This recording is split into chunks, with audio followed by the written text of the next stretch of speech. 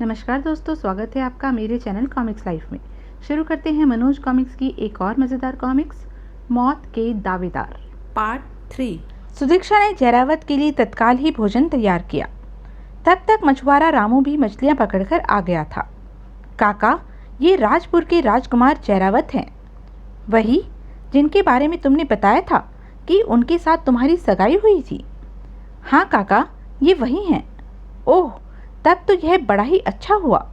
तब रामू और जयरावत ने एक साथ भोजन किया। तत्पश्चात, देखो बेटा, मुझे सुदीक्षा ने सब कुछ बता दिया था। क्योंकि सुदीक्षा के साथ तुम्हारी सगाई हो चुकी है, इसलिए इसकी सुरक्षा का जिम्मा अब तुम्हारा है। अब तुम इसके साथ विवाह कर लो। मुझे कब इनकार है काका? तब अग्नि को साक्षी मानकर जयरावत और सुदीक्षा ने विवाह कर लिया। उधर नीलावत हीरावत व जयरावत को खोजता हुआ उसी खंडर में जा पहुंचा था जिस खंडर में घोड़ा धन लक्ष्मी को लेकर पहुंचा था। वह खंडर में घुसा ही था कि तभी, ठहरो, कौन हो तुम? मेरा नाम नीलावत है, मैं राजपुर का राजकुमार हूँ। तुम राजपुर के राजकुमार नीलावत हो? हाँ, लेकिन आप कौन हैं? तुम्हें इस बात का पता भी चल जाएगा। आओ मेरे साथ चलो। तब नीलावत उस आदमी के पीछे खंडरों के अंदर की ओर चल पड़ा। वह आदमी नीलावत के साथ एक टूटे फूटे स्थान पर पहुंचा। देखो धनलक्ष्मी बेटी, मेरे साथ कौन आया है? धनलक्ष्मी ने चौंक कर जब दृष्टि उठाई। राजकुमार नीलावत? यह युवती कौन है? यह तो मेरा नाम भी जानती है। नीलावत आश्चर्य से धनलक्ष्मी की ओर देखने लगा। उसे इस प्रकार धनलक्ष्मी की ओर देखते पाकर, देखो बेटा, इस प्रकार हैरान न हो, मैं तुम्हें सब कुछ बताता हूँ। मैं एक इच्छाधारी नाग हूँ। कई दिन पहले आंधी में भटकती हुई यह धनलक्ष्मी इस खंडर में आ पहुंची थी। उस समय मैं भी इस खंडर में था। मेरे कहने पर धनलक्ष्मी ने मुझे अपनी दुख भरी कहानी सुनाई। बेटा, यह वही धनलक्ष्मी है जिसके साथ तुम्हारी सगाई हुई थी। क्या? हाँ बेटा, धनलक्ष्मी की कहानी सुनकर मैंने प्रण किया था कि जब तक धनलक्ष्मी की मुलाकात तुमसे नहीं हो जाएगी तब तक मैं धनलक्ष्मी की रक्षा करूंगा। अब तुम आ गए हो तो धनलक्ष्मी का हाथ संभालो और मुझे इसकी जिम्मेदारी से मुक्त करो। इतना कह इच्छाधारी नाग ने नीलावत को प्रधानमंत्री, सेनापति व खजांची के षड्यंत्र के बारे में बताया। सारी बात जानकर नीलावत स्तब्ध सा रह गया।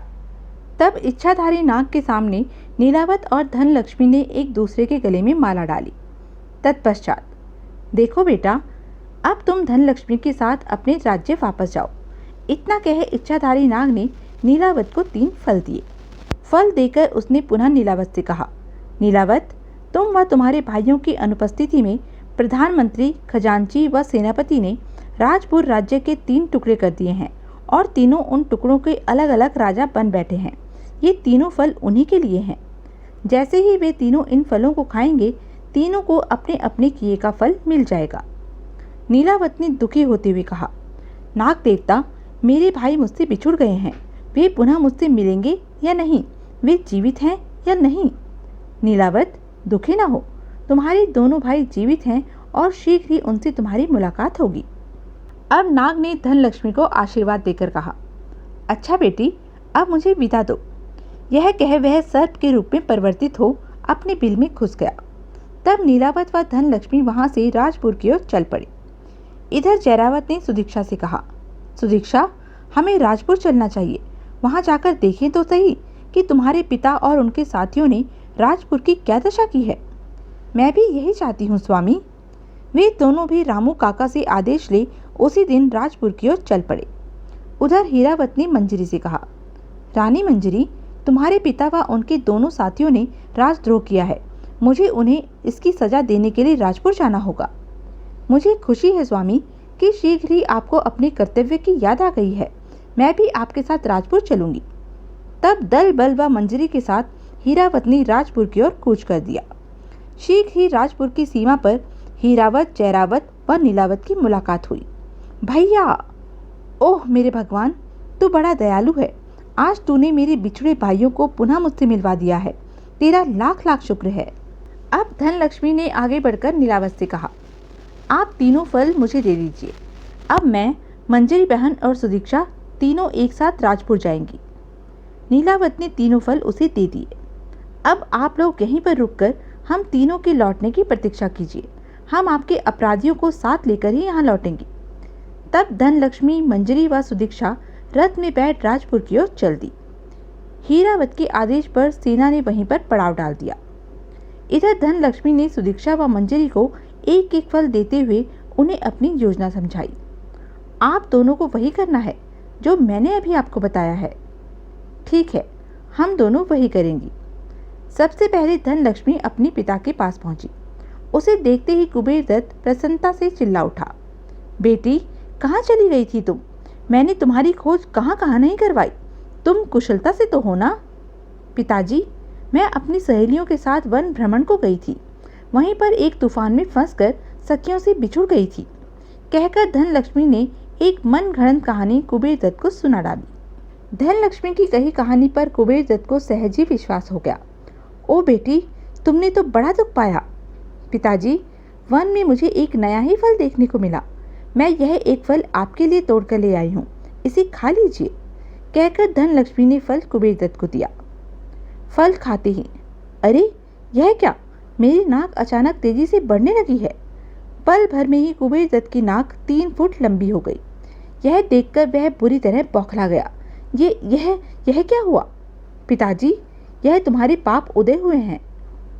इधर फल खाने से मंगल सेन का भी यही हाल था।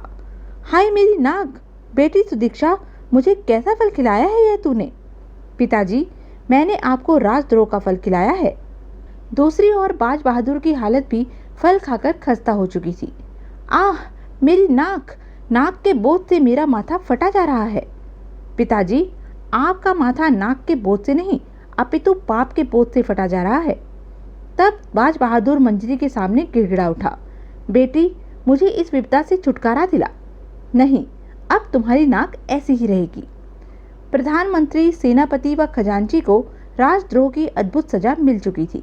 तीनों अपनी नाक के बोझ से दुखी हुए जा रहे थे। आह, यह क्या मुसीबत आ पड़ी! भगवान, मुझे इस विपदा से छुटकारा दिला। तब मंजरी, सुदीक्षा और धनलक्ष्मी अपने अपने पिताओं को लेकर राज्य की सीमा पर पहुंची। जानते हो पिताजी, इस खेमे के अंदर कौन है? कौन है?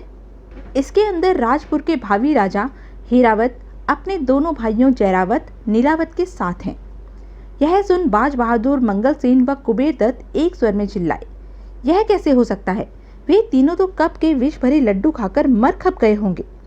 आप लोगों ने ऐसा ही चाहा था, पर जाको राखे साइयां, मार सके ना कोई। वे तीनों जीवित हैं और अब आप तीनों की पुत्रियों के पति भी हैं। क्या?